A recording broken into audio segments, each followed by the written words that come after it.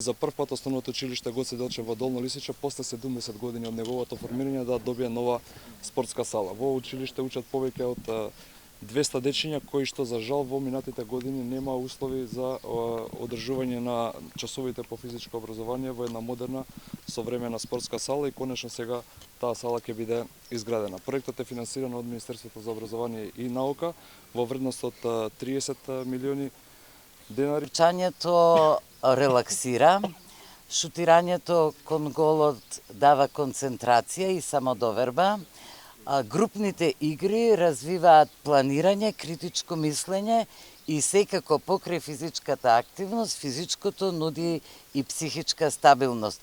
Од тука овие деца кои досега немале сала, сега ќе имаат сала.